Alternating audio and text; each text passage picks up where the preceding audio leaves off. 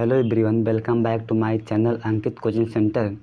आज हम आप लोग को बताएंगे 9.1 का सवाल नंबर 9।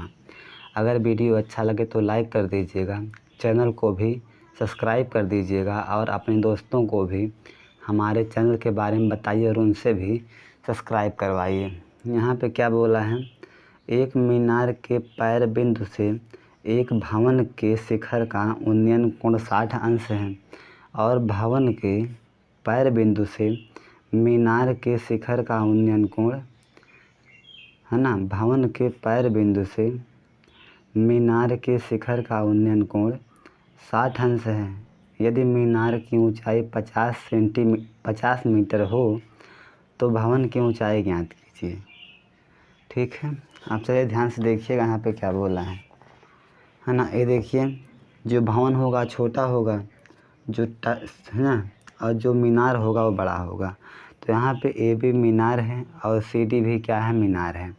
और दोनों ही, जो भवन हो चाहे मीनार हो, दोनों होंगे ज़मीन पर। तो पहले हमने क्या, एक ज़मीन बना लिया, ठीक, BC। अब यहाँ पर मीनार हो गया और यहाँ पे भवन हो गया। हमने पहले क्या बनाया है, ज़मीन बनाया है, फिर एक मीनार बनाया है, एक भवन बनाया है।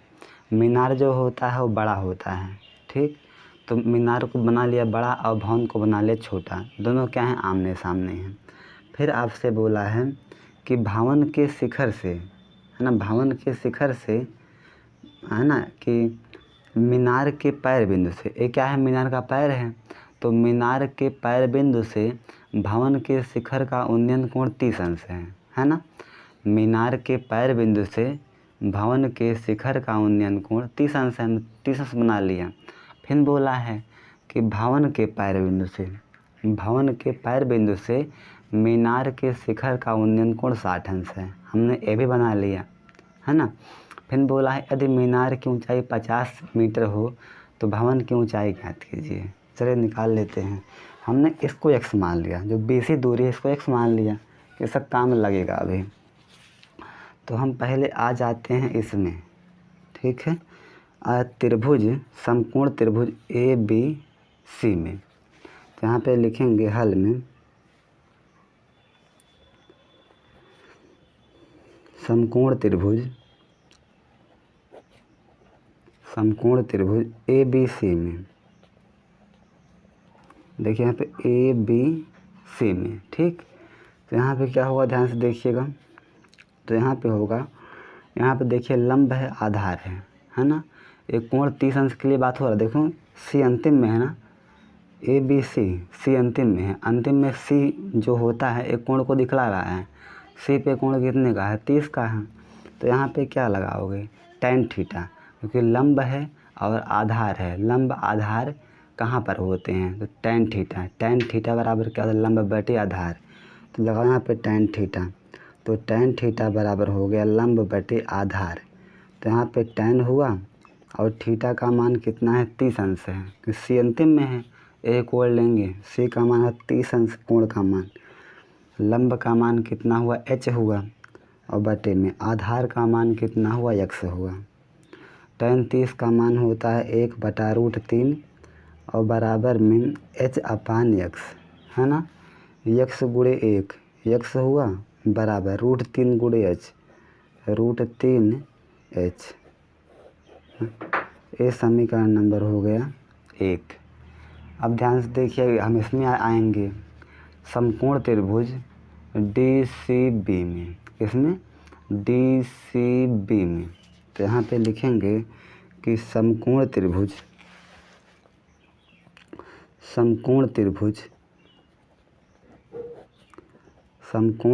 DCB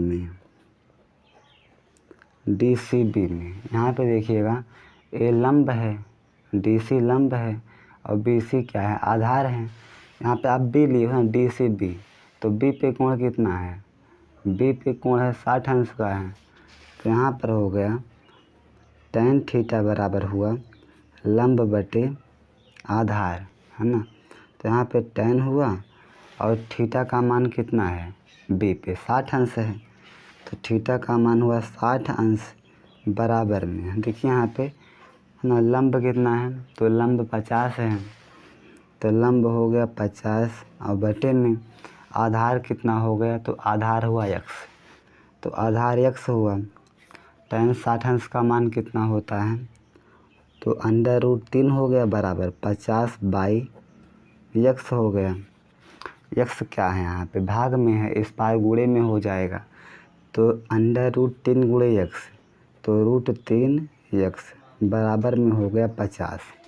ठीक, अब ना इसको जो आप समीकरण नंबर 2 मान सकते हो। अब यहाँ पे देखिए ध्यान से ना, आप x का मान जो है समीकरण नंबर 2 में रख दो। तो यहाँ पे लिखो x का मान समीकरण 2 में रखने पर, समीकरण 2